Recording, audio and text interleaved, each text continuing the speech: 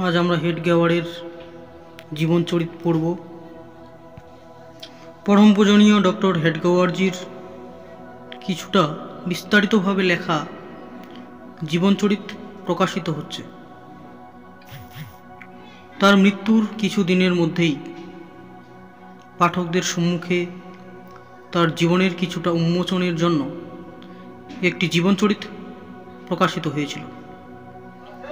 পরম পূজনীয় ডক্টরজির জীবন এবং চিন্তাধারা সম্পর্কে সংক্ষেপে জানবার জন্যই সেটি রচিত হয়েছিল।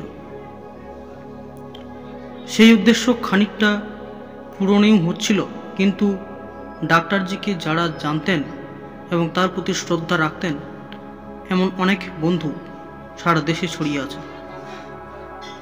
ওই ক্ষুদ্র পুস্তকের দ্বারা তাদের তৃপ্তি হওয়া সম্ভব ছিল না। ওতে অনেকেরই আগ্রহপূর্বক দাবি ছিল যে একটি বিস্তারিত জীবনচরিত প্রকাশ করা হোক।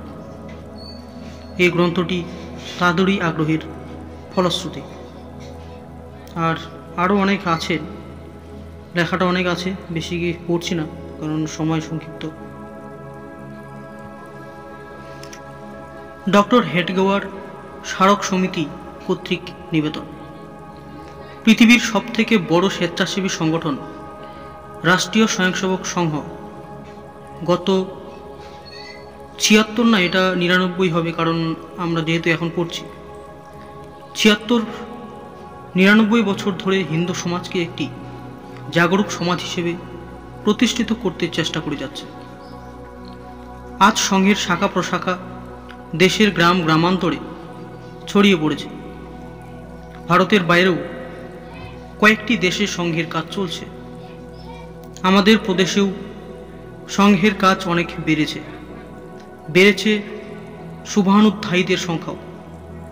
তারা জানতে চান কে এই সংঘের প্রতিষ্ঠাতা, কি তার জীবন পরিক্রমা।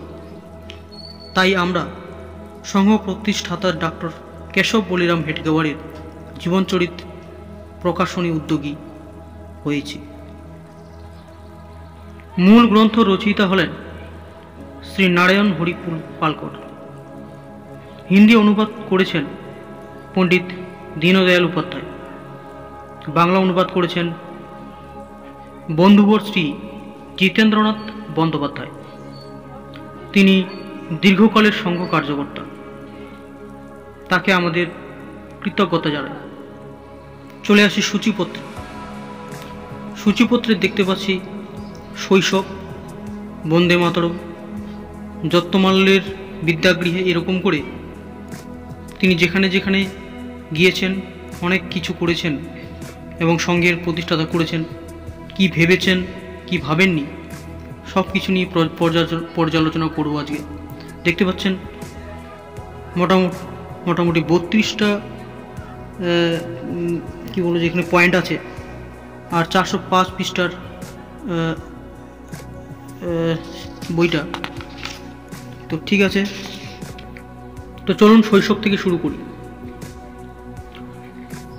রাষ্ট্রের পুনরুত্থান কার সাহায্যে সম্পন্ন হয় এবং কিসের ভিত্তিতে রাষ্ট্র বৈভবশালী এবং অজেয় হয়? ভূমি, জনসংখ্যা, অর্থ, বুদ্ধিমত্তা ও পরাক্রম, এই সবগুলি দ্বারা পরিপূর্ণ রাষ্ট্রসমূহের ধুলায় মিশে যাওয়ার উদাহরণ ইতিহাসে পাওয়া যায়। বিশাল রাজ্যের স্বপ্ন দেখত যেসব সমাজ, তাদের শুধু নামটুকুই অবশিষ্ট আছে। রোমানরা গেল, গ্রিকরা গেল, আর বেবিলিয়নের নাম উচ্চারণের মতো কেউ বেঁচে নেই। নির্মল অতি তীব্র দেশভক্তি, ঐতিহ্য পরম্পরার প্রতি অটুট শ্রদ্ধা এবং সমষ্টি জীবনের ভাবনার সত্যতার সঙ্গে সমাজের মধ্যে বিদ্যমান রাখেন এমন মহাপুরুষ যে রাষ্ট্রে জন্মগ্রহণ করেন, সেই রাষ্ট্রের স্বয়ং সুখের জীবনযাপন করেন এবং সম্পূর্ণ বিশ্বাসকেও সুখ ও পরিতৃপ্তি দিতে সক্ষম হয়। জগতের সম্পূর্ণ আচরণ সংঘর্ষময়। শ্রী সমর্থ রামদাস একে সংঘাতময় জগৎ বলে এর সুন্দর বর্ণনা করেছে। এই সংঘর্ষে কখনো জয় আবার কখনো পরাজয় লাভ হয়, কিন্তু যে রাষ্ট্রের মধ্যে সংঘবদ্ধতা, দেশভক্তি এবং বিজয়ের আকাঙ্ক্ষা জাগ্রত রাখার মতো মহাপুরুষ একের পর এক এগিয়ে আসেন, তার পরাজয় স্বভাবত স্বল্পকালীন। যেমন ঝরা পাতার মরশুমে বৃক্ষসমূহের পাতা ঝরে পড়ার পর কিছুদিনের মধ্যে বসন্তের আগমনের সঙ্গে সঙ্গে বৃক্ষগুলি সবুজ পত্রে পরিপূর্ণ হয়। সৌভাগ্যক্রমে হিন্দু সমাজ অমরত্বের এই উত্তরাধিকার লাভ করেছে। মানব ইতিহাসের প্রথম পৃষ্ঠায় আমাদেরই জয়গান অঙ্কিত হয়ে আছে। তখন থেকে আজকের দিন পর্যন্ত হিন্দু সমাজ অনেক জয় পরাজয়ের মাঝখানে মানবতার আলোক স্তম্ভের মতো প্রবল আত্মবিশ্বাসের সঙ্গে অবিরাম এগিয়ে চলছে। বেদকাল থেকে বিংশ শতাব্দীর মধ্য পর্যন্ত যে অসংখ্য যুগ প্রবর্তক ও কর্তৃত্বশালী নবরত্ন এই পৃথিবীতে অবতরণ করেছেন, তাদের পুণ্য প্রতাপই আমাদের এই পরম্পরার সঞ্চালক শক্তি। আজকে পতনের অবস্থাতেও রাষ্ট্রের চৈতন্যকে যিনি জাগ্রত করে তুলেছেন, ভারত মাতার সেই সুসন্তানের জীবনচরিত আমাদের সামনে প্রস্তুত। এই মহাপুরুষ হলেন ডক্টর কেশব বলিরাম হেডগেওয়ার। হেডগেওয়ার কুল নাম যদি মূলত তৈলঙ্গ, তথাপি এই বংশটি ঋগ্বেদ অন্তর্গত আশ্বলায়ন সূত্রের সকল শাখার মহারাষ্ট্রীয় তৈলাঙ্গ অর্থাৎ দেশস্থ ব্রাহ্মণ সমাজের অন্তর্ভুক্ত। এদের গোত্র কাশ্যপ। অন্ধ্রপ্রদেশের তেলেঙ্গানা অঞ্চলের কুন্দকুর্তি নামক গ্রাম এই বংশের মূল স্থান। প্রায় 150 বছর পূর্বে বলিরাম পন্ত হেডগেওয়ারের পিতামহ নরহর শাস্ত্রী সেখান থেকে নাগপুরে এসেছিলেন এবং তারপর তার থেকে তার পরবর্তী 2-3 বংশ নাগপুরেই বসবাস করে।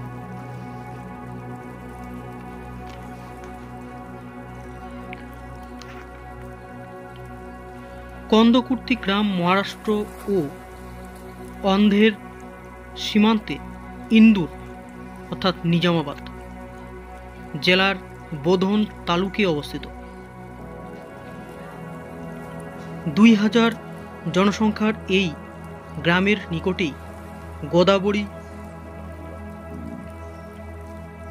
বজরা ও হরিদ্রা এই 3 নদীর ত্রিবেণী সঙ্গম।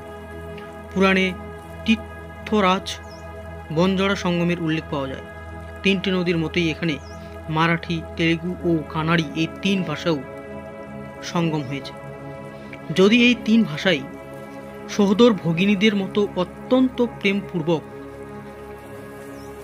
সেখানে থাকে, তথাপি মারাঠির প্রচলন সব থেকে বেশি।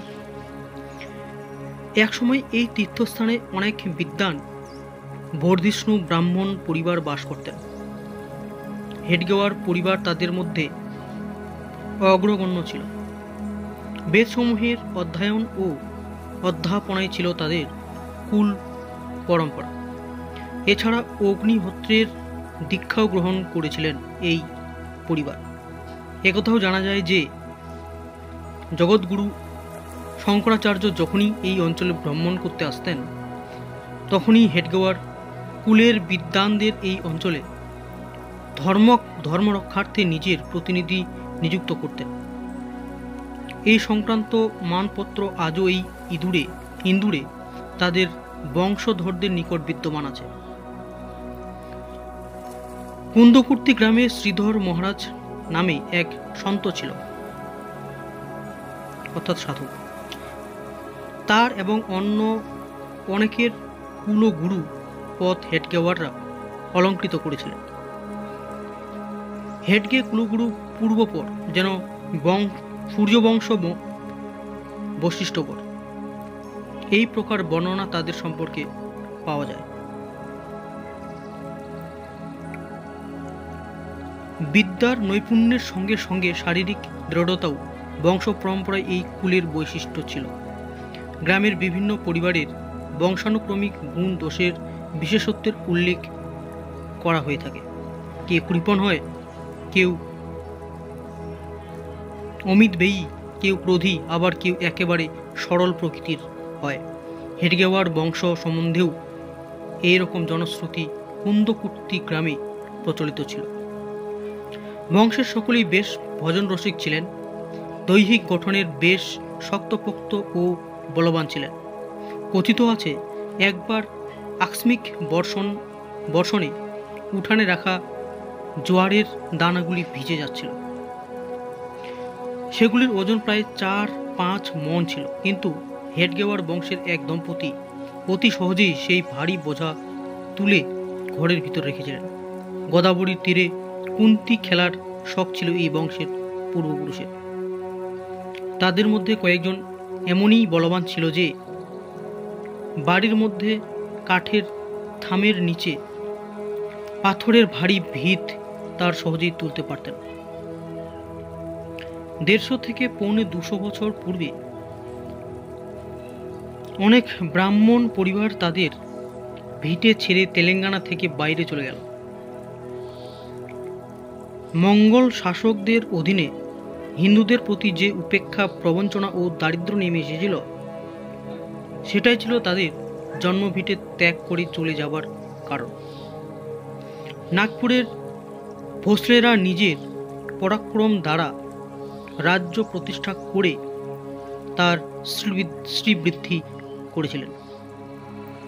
তাদের রাজধানীতে বেদ বিদ্যার প্রতি যে মর্যাদা দেওয়া হতো, সে সংবাদ অনতি দূরবর্তী কুন্দকুর্তি গ্রামেও পৌঁছেছিল। অতএব বিদ্যা থাকা সত্ত্বেও নিজ গৃহে অর্ধভুক্ত থেকে মৃত্যুর প্রতীক্ষা করার চেয়ে নাগপুরে গিয়ে পুরুষার্থ করার উচ্চাকাঙ্ক্ষা কর্তৃত্ববান। হেডগেওয়ার বংশের মানুষদের মধ্যে জাগ্রত হলে আশ্চর্যের কিছু নেই। মনের মধ্যে এই আকাঙ্ক্ষা নিয়ে নাগপুরে এসে হেডগেওয়ারের বংশের মানুষেরা তাদের পাণ্ডিত্যের জোরে যথেষ্ট খ্যাতি অর্জন করে এবং সুখে স্বাচ্ছন্দ্যে জীবনযাপন করতে থাকেন। সাধারণভাবে 19 শতকের মাঝামাঝি সময় পর্যন্ত এই পরিবারের দিন ভালোই কাটে। কিন্তু 1853 সালে ইংরেজ শাসকদের কালো ছায়া নাগপুরে বিস্তৃত হওয়ার সঙ্গে সঙ্গে অন্যান্য স্থানের মতো বেদবিদ্যার সূর্য আস্তাচলগামী হতে থাকে। বেশ বড় শাস্ত্রজ্ঞ ও বেদবিদ্যার প্রকাণ্ড পণ্ডিতরাও নিরুপায় হয়ে পৌরোহিত্যের জীবিকা গ্রহণ করে দাঁড়ে দাঁড়ে ঘুরতে থাকেন। সেই সময় ইংরেজি বিদ্যাই সর্বত্র ব্যাপ্ত ছিল। বেদবিদ্যার দুর্ভাগ্য ছিল উপেক্ষা, ইতিহাস ও অজ্ঞাতবাস। কিন্তু দুর্দিনেও বেদমূর্তি বলিরাম পন্ত হেডগেওয়ার নাগপুরে বেশ দাপটের সঙ্গে তার কাজ অব্যাহত রাখেন এবং দৃঢ়তা ও দক্ষতার সঙ্গে তার কুল পরম্পরাকে রক্ষা করেন। তার পত্নী ছিলেন পৈঠনকর পরিবারের কন্যা। পৈঠনকররাও মূলত তৈলঙ্গী ছিলেন এবং হেডগেওয়ারের মতোই 2 পুরুষ আগে নাগপুরে এসে বসবাস শুরু করেন। তার নাম ছিল বৈরতীবাই। অনেকের স্মৃতি অনুসারে তার নাম ছিল যমুনাবাই। তার রং ছিল ফর্সা এবং তিনি স্বভাবে অত্যন্ত মিশুকে এবং শান্ত ছিলেন। তার তুলনায় বলিরামজি ছিলেন উষ্ণ প্রকৃতির। দারিদ্র সত্ত্বেও স্বামী স্ত্রী উভয়ই মিতব্যয়ী ছিল এবং আটার ভুসি দিয়েও হালুয়া বানাতে পারতেন। সেই কারণে তাদের সংসার স্বাচ্ছন্দ্যেই চলত। তাদের মোট 6টি সন্তান জন্মগ্রহণ করে। সব থেকে বড় পুত্রের নাম ছিল মহাদেব। তারপরে 2 কন্যা রাজু ও সরয়ু। তারপরে এক পুত্র যার নাম রাখা হয় সীতারাম। এই ছেলে মেয়েদের কারণে সংসার সর্বদা হাসি খুশিতে পরিপূর্ণ থাকত। তাদের হইচই শৈশব চাপল্য দেখে মা বাবা আনন্দে বিভোর হয়ে উঠতেন। সন্তান সুখে তাদের সংসারে নতুন আনন্দের সঞ্চার হল। একে তো সংসার বৈদিক পরম্পরা, তার উপর বলিরামজি ও তার পত্নী উভয়ই তাদের সন্তানদের মনের উপর উজ্জ্বল প্রাচীন পরম্পরার সংসার দেবার বিষয়ে অত্যন্ত যত্নবান ছিলেন। প্রাতঃকালে দেবী মূর্তিকে প্রণাম করা থেকে শুরু করে সন্ধ্যার সময়ে প্রদীপ জ্বালানোর সময়ে শুভ করতি কল্যাণম এর প্রার্থনা পর্যন্ত অনেক কিছুই কুলের ঐতিহ্য অনুসারে চলত। অতএব সহজেই বালকদের জীবন সঠিক ছাঁচে ঢালাই হতে থাকল। সুখ পরিতৃপ্তি ও সন্তোষে পরিপূর্ণ এই সংসারে শক সম্বত 1811 সালের চৈত্র শুক্ল প্রতিপদের দিন প্রত্যুষে 3:30 শুভ মুহূর্তে বর্ষ প্রতিপদের প্রাতঃকালে সৌভাগ্যবতী রেবতী বাই তার একটি পুত্র রত্নের জন্ম দিলেন। দিনটি ছিল রবিবার, যেটি প্রচণ্ড তেজ ও পুঞ্জ ভগবানের সূর্যের বার। ইংরেজি গণনা অনুসারে 1889 খ্রিস্টাব্দের 1 এপ্রিল অর্থাৎ 1 এপ্রিল ভোসলেদের রাজধানী নাগপুরে বিজয়ের গুটি মহারাষ্ট্রের প্রত্যেক গৃহের ছাদের উপর পাশের সুন্দর বস্ত্র ও পাত্র বেঁধে দাঁড় করিয়ে দেওয়া হয় বর্ষ প্রতিপদের দিনে। একে গুড়ি বলা হয়। উড্ডীন করার সময়ে জন্মগ্রহণকারী এই বালকই ছিল হিন্দু রাষ্ট্রের দ্রষ্টা এবং বর্তমান জীবন চরিত্রের নায়ক হিন্দু সংগঠনের স্রষ্টা ডক্টর কেশব রাও হেডগেওয়ার। বলা হয় যে নিজের ভাবনা এবং আকাঙ্ক্ষার অনুরূপ বালক নিজের মাতা পিতার চয়ন করে, কিন্তু শক কর্তা শালীবাহনের বিজয়ের স্মরণ করায় যে গুটি গৃহ উড্ডীন করার শুভক্ষণে জন্মগ্রহণ করে এই বালক বুঝি নিজের জন্মকালকেও নির্বাচিত করে নিজের সময়ে জ্ঞানের অপূর্ব পরিচয় দিয়েছে। শীত ঋতু শেষ হয়েছে। পর্ণহীন পাদপদগুলি কোমল কিশলয়ে প্লাবিত এবং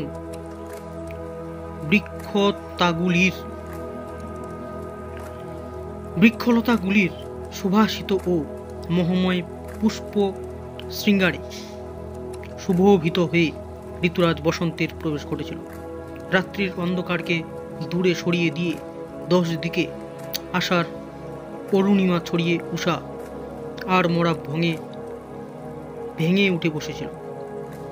প্রকৃতির এই পরিবর্তন কালে এই শিশু জন্ম বুঝি তার মনীষা ও ভবিষ্যতেরই সংকেত বহন করে এনেছিল। তার জন্মের সঙ্গে সঙ্গেই ভারতীয় জীবনের উদাসীনতার শীতকালে সমাপ্ত হয়ে মঙ্গল আকাঙ্ক্ষার অঙ্কুরোদ্গম শুরু হয়ে গেল। দিব্য উজ্জ্বল ভবিষ্যতের বাণী বহনকারী রূপ নিয়েই এই শুভ মুহূর্ত এসেছিল তার জন্মলগ্নে। কারণ মাটির অশ্বারোহী সৈন্যদের মধ্যে প্রাণ সঞ্চার করে তাদের দিগ্বিজয়ী বাহিনী তৈরি করে তাদেরই শক্তি বলে শাসকদের মতো প্রবল বিদেশি শত্রুদের যিনি পরাজিত করেছিলেন, সেই শালীবাহনের বিজয় দিবসেই গলিত গাত্র তথা আত্মবিস্তৃত হিন্দু সমাজের মধ্যে বিজয়ের আকাঙ্ক্ষা যুক্ত সংগঠন নির্মাতা মহাপুরুষের জন্মদিন হওয়া শুধু আকস্মিক ঘটনা হতে পারে না, এর মূলে নিশ্চয়ই বিধির বিধান নিহিত। বলিরামপন্ত হেডগেওয়ার সেই সময়ে নাগপুরের অন্যতম শ্রেষ্ঠ বিদ্বান রূপে বিখ্যাত ছিলেন। তার সাংসারিক জীবন যদিও দরিদ্রযুক্ত ছিল, তথাপি তার বৃত্তি ছিল সাত্ত্বিক ও স্বাভিমানী। তাদের বংশ পরম্পরায় যে বেধ্যাপনার কাজ চলছিল, তার সঙ্গে অগ্নিহোত্রের দীক্ষা গ্রহণ করে অত্যন্ত দক্ষতা ও ভক্তিভাবের সহিত শ্রী অগ্নি নারায়ণের উপাসনাও তিনি নিষ্ঠাপূর্বক চালিয়ে যাচ্ছিলেন। প্রথমে কয়েক বছর তিনি স্নার্তাগ্নি দেবতার পূজা করেন এবং তারপরে ত্রিকুণ্ড অগ্নিহোত্রের ব্রত গ্রহণ করেন। শ্রী বলিরামপন্ত ঋগ্বেদের উত্তম অধ্যয়ন করেছিলেন। তিনি তার কুল পরম্পরা অনুসারে জীবিকার জন্য পৌরোহিত্য এবং কর্তব্যের খাতিরে বিদ্বান উভয় কাজই করতেন। পরবর্তীকালে তিনি কারো গৃহে ভোজন করতে যাওয়ার ত্যাগ করেছিলেন। সেই সময়ে তিনি শাস্ত্রবিহিত পদ্ধতি অনুসারে কয়েকটি নির্দিষ্ট পরিবার থেকে ভিক্ষারূপে সিধা গ্রহণ করতেন। মাথার উপর কান ঢাকা লাল টুপি, কপালে ভস্য এবং হাতে বাটি নিয়ে বলিরামপন্থের হাসি মুখ কৃষকায় কৃষ্ণবর্ণ মূর্তি কৃষকায় কৃষ্ণবর্ণ মূর্তি কিছু বৃদ্ধ মানুষের স্মৃতিপটে অঙ্কিত আছে। ধুতি ও সাদা উত্তরীয় এই ছিল তার পরিধেয় বস্ত্র। এই সরল বেশেই তিনি সব কাজকর্ম করতেন। বেদমূর্তি বলিরামজির জ্যেষ্ঠ পুত্র মহাদেব শাস্ত্রী তার নামের অনুরূপেই যেন রুদ্রের সাক্ষাৎ অবতার ছিলেন। দ্বিতীয় পুত্র সীতারাম পন্ত এবং তৃতীয় পুত্র কেশবরাও তার তুলনায় শান্ত প্রকৃতির ছিলেন। তার কন্যাও ছিলেন তিনজন, সরু, রাজু এবং রঙ্গু। এদের মধ্যে সরুর শ্বশুরবাড়ি ছিল নাগপুরে দেবদের গৃহে এবং রাজু থাকতেন বিঞ্চুরেদের গৃহে এবং তৃতীয় রঙ্গুবাই এর বিবাহ পটলওয়ারদের পরিবারে হয়েছিল। মহাদেব শাস্ত্রী এবং সীতারাম কেশবের বয়সের মধ্যে অনেকের ব্যবধান ছিল। মহাদেবকে বিদ্যাধ্যয়ন করার জন্য সংস্কৃতের বিদ্যাকেন্দ্র কাশীতে পাঠানো হয়েছিল। সেখানে অধ্যয়ন সম্পন্ন করে এবং তার অধীত বিষয়ে পারদর্শিতা অর্জন করে নাগপুরে ফিরে এলেন এবং নিজের ব্যবসায় শুরু করে দিলেন। সেই সময় সীতারাম ও কেশব সবে পাঠশালায় যেতে আরম্ভ করেছিল। অতএব ক্রমে মহাদেব শাস্ত্রীর প্রতিপত্তি কনিষ্ঠ দুই ভাইদের উপর বিস্তৃত হওয়া স্বাভাবিক ছিল। মহাদেব শাস্ত্রী পালোয়ানি ঠাটে থাকতেন, গায়ে মলমলের পিরান আর গলায় শক্তির চিহ্নস্বরূপ গিট বাঁধা রুমাল ও কবচ ধারণ করতেন। তার দেহ ছিল কৃষ্ণবর্ণ। মন যেমন দৃঢ় সংকল্পে বলিয়ান, তেমনি ছিল তার বলিষ্ঠ বাহুযুগল, যেন ইস্পাতের মতো শক্তিশালী। তার ব্যায়ামের বিশেষ শখ ছিল। বাড়ির এক অংশে আখড়া তৈরি করে রেখেছিলেন। সেখানে মুগদর, মলখম্ব, গদা ইত্যাদি ব্যায়ামের প্রধান উপকরণগুলি একত্রিত করা হয়েছিল। সংসারে দরিদ্র সত্ত্বেও নিজের উপার্জন থেকে বাড়িতে কিছু দিয়ে বাকি পয়সা আখড়ায় তার সঙ্গে ডন বৈঠক এবং মলখম্ব যারা করে পাড়ায় সেই সব যুবকদের নিজের ইচ্ছায় খাওয়াতেন। গ্রীষ্মকালে তো মাঝে মাঝে সিদ্ধিও তৈরি হতো। সীতারাম ও কেশব পাঠশালায় ভর্তি হয়ে অক্ষর জ্ঞান লাভ করতে শুরু করেন। বাড়িতে তাদের উপর মাতা পিতার শাসন তো ছিলই, তার উপর মহাদেব শাস্ত্রীর কড়া শাসনে ওদের তথস্থ থাকতে হতো। বড়দাদার সঙ্গে আখড়ায় নামায় কোনো সমস্যা ছিল না, কিন্তু মহাদেব শাস্ত্রীর কড়া আদেশ হলো পাড়ার দুস্থ প্রকৃতির ছেলেদের আচ্ছা করে মার দিতে হবে। এই কথা শুনে ছোট ভাইয়েরা যদি জামার হাতা গুটিয়ে নিজেদের প্রস্তুতি না দেখাতো, তাহলে তাদের ধমক খাওয়া হতো। তোমরা যদি ওদের খুব ভালো করে মার না দিয়ে আসো, তাহলে আমার হাতে খুব মার খেতে হবে। ওরা ভালো করেই জানতো যে তার হুমকি শুধু কথার মধ্যে সীমাবদ্ধ থাকবে না, একথাও সত্য যে কারোর সঙ্গে লড়ে যেতে তারা পিছু পা হটবার ছেলে নয়। এই কারণে এমন দুর্যোগ খুব বেশি আসেনি যখন হুমকি অনুসারে তাকে হাতে তুলতে হয়েছে। অন্যায় বা অবিচার দেখলে বা তাকে অপমান করা হলে তার ক্রোধী স্বভাব আগ্নেয়গিরির মতো ফেটে পড়ত। একবার এক নিরীহ ব্যক্তির উপর কয়েকজন গুন্ডাকে অত্যাচার করতে দেখে তিনি ভীষণ ক্রুদ্ধ হয়ে দোতলা থেকে রাস্তায় লাফিয়ে পড়লেন এবং দুর্বৃত্তদের বজ্রমুষ্টিতে ধরে এমন ধলাই দিলেন যে ওরা পালিয়ে প্রাণ বাঁচালো।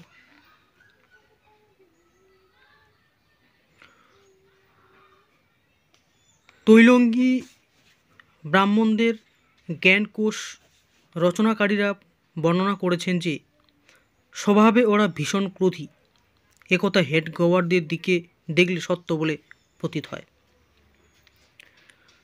বালক কেশব পাঠশালায় যেতে শুরু করে দিয়েছিল। বাড়িতেও স্তোত্র, শ্লোক, রাম রক্ষা ইত্যাদির পাঠ চলছিল।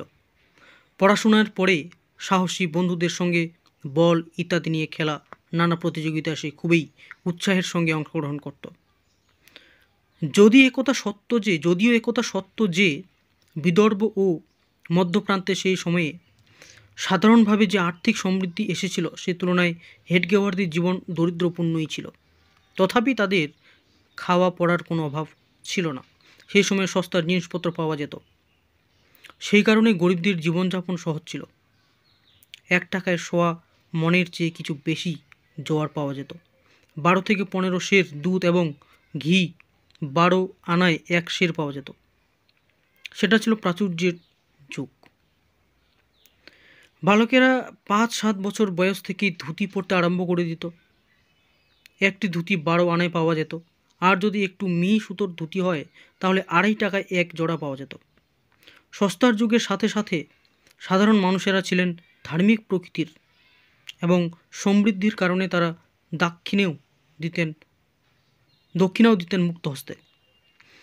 বলিরামপন্ত বাড়িতে একটি গরু পুষে রেখেছিলেন। সেই কারণে রেবতীবাই ছেলেদের ব্যায়ামের পর দুধ পান করবার বিলাসিতা করতে পারতেন। প্রাথমিক শিক্ষাক্রম চলাকালীনই নাগপুরে বসন্ত রোগের প্রকোপ দেখা দিল।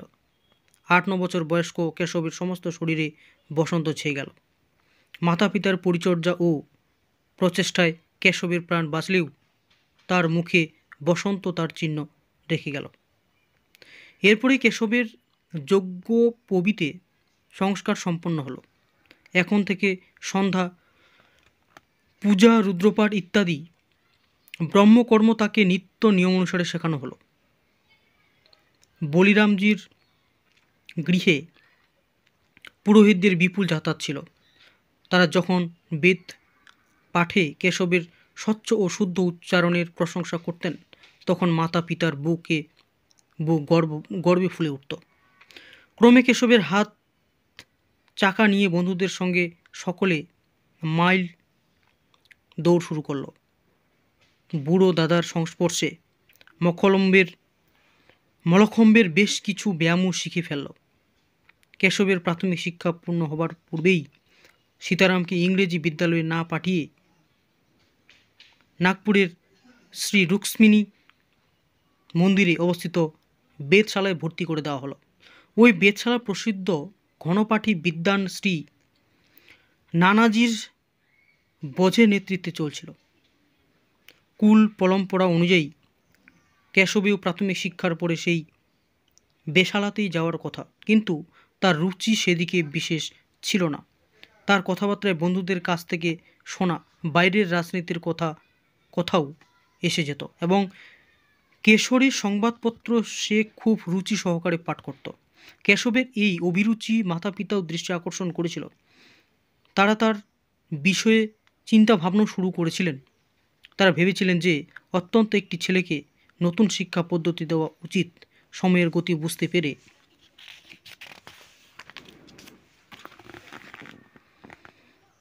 তাদের এরকম চিন্তা করা অস্বাভাবিক ছিল না। এমনিতেই বাড়িতে সবচেয়ে ছোট ছেলেকে সকলেই বেশি ভালোবাসে, তার উপর বালক কেশবের বুদ্ধি সহজেই তাকে সকলের স্নেহ ও আদরের পাত্র করে তুলেছিল। অতএব কেশবকে ইংরেজি বিদ্যালয়ে পাঠাবার সিদ্ধান্ত গ্রহণ করা হলো। তাকে মহালের কাছে নীল সিটি হাই স্কুলে ভর্তি করে দেওয়া হলো। ইংরেজি স্কুলে ভর্তি হওয়ার আগেই বালক কেশবের মনে দেশভক্তির চিন্তার উদয় শুরু হয়েছিল।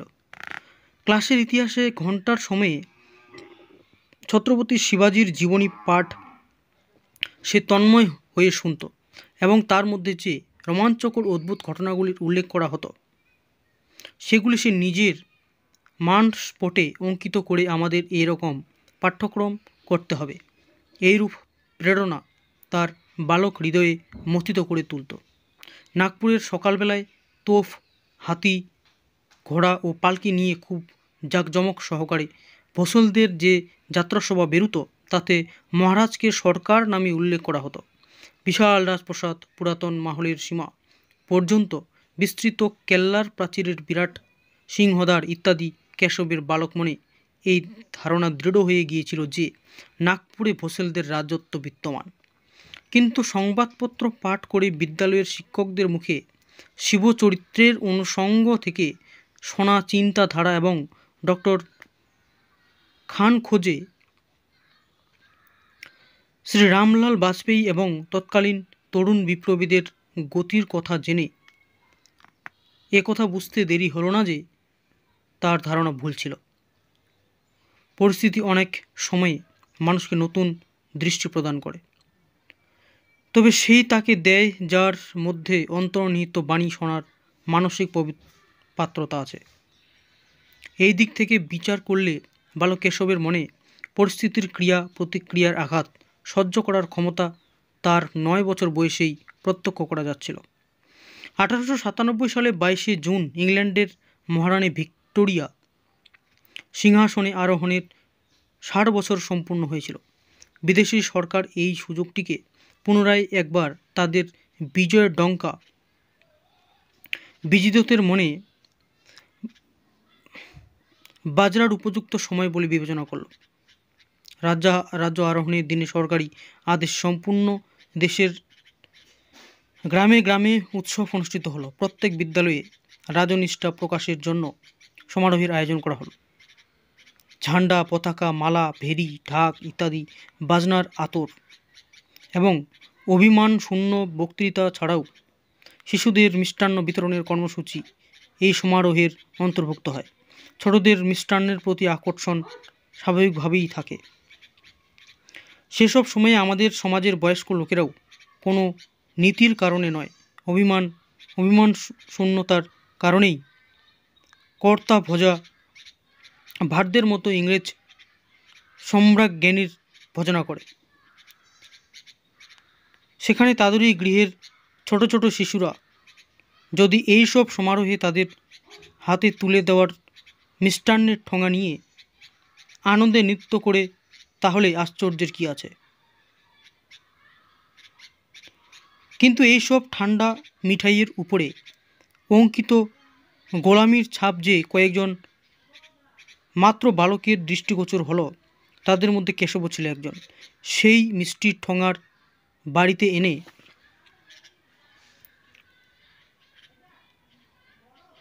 জঞ্জালের স্তূপের মধ্যে ফেলে দিল। যেখানে প্রতিবেশী ছেলেমেয়েরা বাড়ির লোককে মিষ্টির ঠোঙা দেখিয়ে আনন্দ মেতে উঠল, সেই সময় কেশব গম্ভীর হয়ে আছে কেন, সেই প্রশ্ন ওর দাদার মনে এলো। মনে হচ্ছে তুমি মিষ্টি পাওনি কেশব? দাদা জিজ্ঞেস করল। হ্যাঁ পেয়েছি তো, কেশব উত্তর দিল। কিন্তু আমাদের ভোসলেদের রাজ্য যারা জয় করেছে সেই রাজার সমারোহে আমাদের আনন্দ কিসের? এই উত্তরের মর্ম জঞ্জালের মধ্যে পড়ে থাকা মিষ্টি সকলকে ভালোভাবে বুঝিয়ে দিল। এই অভিমান 1901 খ্রিস্টাব্দে সম্রাট এডওয়ার্ড সপ্তমের রাজ্যরোহণের সময়ে কেশবের আচরণে প্রকাশ পেয়েছিল। সেদিন অ্যামপ্রেক্স মিলের মালিকরা বাজি ফাটিয়ে তাদের রাজ্য নিষ্ঠা বিরাট ধুমধাম সহকারে ব্যক্ত করেছিলেন।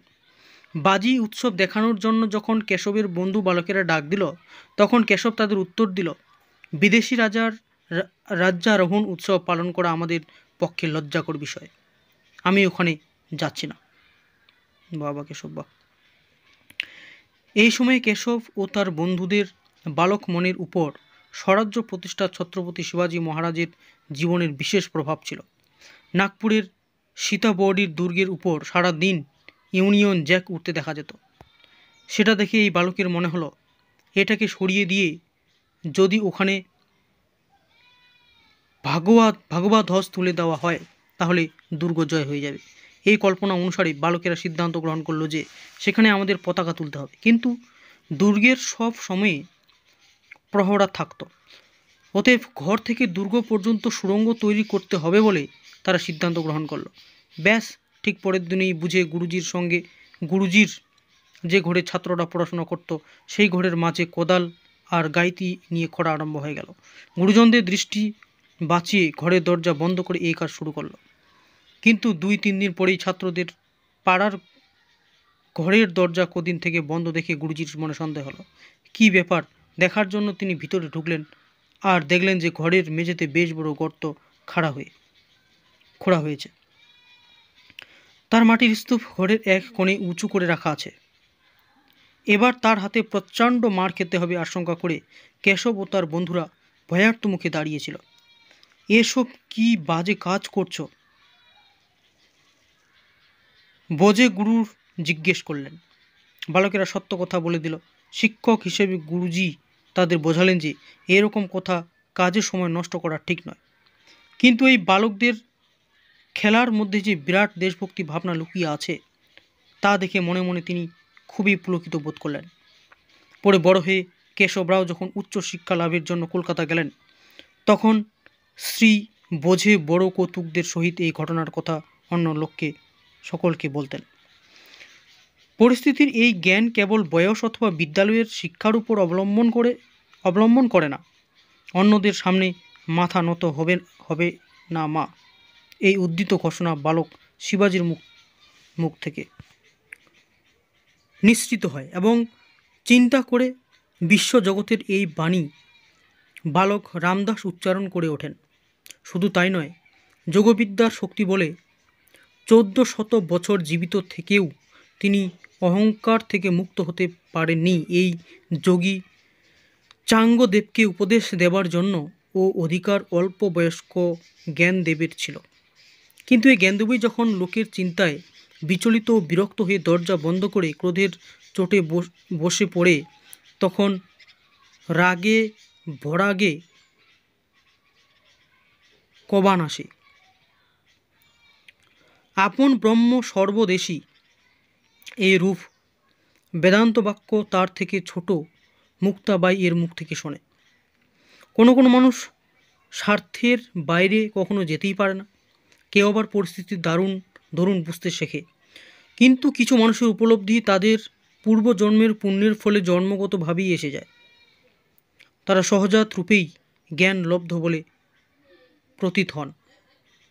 উপরোক্ত সবগুলি এইসব উদাহরণ। বাড়ির কাজে 3 ভাই খুবই তৎপর ছিল। পরিশ্রমে কেউ কারো থেকে কম ছিলেন না। তাদের বাড়ির পিছনে একটা নতুন কুয়ো খোঁড়া হয়েছিল। সেই সময়কার একটি ঘটনা উল্লেখযোগ্য। কুয়ো জল ব্যবহার করার আগে ধার্মিক অনুষ্ঠানের ব্যবস্থা হচ্ছিল। 3 ভাই ঠিক করলেন যে এই অনুষ্ঠানের পূর্বে কুয়ো খুব ভালো করে পরিষ্কার করে নিতে হবে, কিন্তু এর জন্য বাড়ির অন্য লোকেদের সম্মতি পাওয়া সহজ হবে না। সুতরাং ওরা সেদিন রাত্রে সকলে ঘুমিয়ে পড়লে পরের দিনের ব্যবহারের জন্য জল ভরে রেখেছিলেন এবং নিজেদের সংকল্পে পূরণের কাজে নেমে পড়লেন। সকাল হবার আগেই ওরা কুয়োর তলটা পরিষ্কার করে ছাড়লেন। এইভাবে দিন রাতেক এক করে কাজ করাই ছিল তাদের সব সময়ের প্রস্তুতি। বাড়ির কাজ ছাড়া তাদের অনেক সময়ে অন্যদের বাড়িতেও যেতে হতো। কেশবের এটা ভালো লাগতো না, কিন্তু বয়সে সকলের ছোট হওয়ার দরুন সেই বড় দাদা মহাদেব শাস্ত্রী কটমট করে তাকাতেন। অমনি না গিয়ে আর উপায় থাকতো না। একদিন পুজো সেরে বাড়ি ফেরার পথে কেশব দেখল বিক্রম শশীকলা নাটকের প্রাচীর পত্র লাগানো হচ্ছে নানা স্থানে। সেগুলি দেখে কেশবের মনে হলো, কে এই বিক্রম যার কেবল স লেখার পর এমন আড়ম্বর হচ্ছে। বিক্রম শশীকলাকে বালক কেশব বিক্রম শশীকলা অর্থাৎ বিক্রম স শিখেছে এইরকম পড়ল। আমি তো মারাঠির বই গড়গড় করে পড়ে ফেলতে পারি, কিন্তু তার জন্য তো কেউ পিঠ চাপড়ে দেয় না। বাল্যকালের এই সহজ অর্থ বিপর্যয় পরবর্তীকালে বহুবার ডাক্তার হেডগেওয়ারের পরিহাসের বিষয়ে পরিণত হয়েছিল। সেই কালে সর্বমান্য রীতি অনুসারে তাদের গৃহেও শৌচ অশৌচ এর কঠোর বিধিনিয়ম ছিল। জ্ঞাতসারে যদি তার উল্লঙ্ঘন করার প্রবৃত্তি কেশবের ছিল না।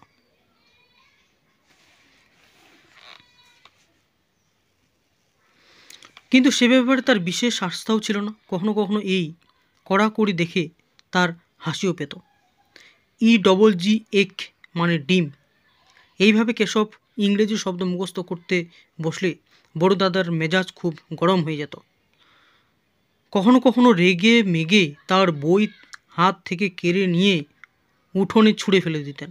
তখন রেবতী বাই এগিয়ে এসে মহাদেব শাস্ত্রীকে বকুনি লাগাতেন আর কেশবের পক্ষে কথা বলতেন। মাতাপিতার ছত্রছায়ায় থাকা জীবন অত্যন্ত সুখকর হয়। অনেকের মাতৃছায়াকে কোকিলের কূজনে নিনাদিত পুষ্পাবন তথা পল্লবিত আম্রকুঞ্জের ছায়া সহিত তুলনা করেন। আবার অনেকে কল্পবৃক্ষের ছায়ার মতো মূর্তিমান মমতার রূপ বলে এর গুণগান করেন। কিন্তু বিধাতার বিধান, কেশবের বয়স যখন 13-14, সীতারামের বয়স 18 বছর, তখন এই মমতার ছায়া তাদের উপর হতে অপসৃত হল। সম্ভবত 1902 বা 1903 সালে নাগপুরে প্লেগের ভীষণ প্রকোপ দেখা দিল।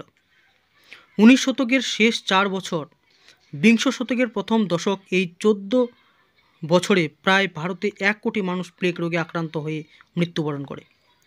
সেই প্লেগ যুগে এই ঘটনা প্রত্যক্ষদর্শীদের মতে 1 লক্ষ জনসংখ্যার নাগপুর শহরে একদিনেই প্রায় 300 মানুষ প্লেগে আক্রান্ত হয়ে মারা যেত। একজন পরিচিতকে শ্মশানে পৌঁছে আসার সঙ্গে সঙ্গে আর একজনের যাত্রার প্রস্তুতি শুরু হয়ে যেত। সমাজসেবী ও কর্তব্যপরায়ণ ব্যক্তিদের যে কত পরিশ্রম করতে হতো তার কল্পনা করা যাবে না।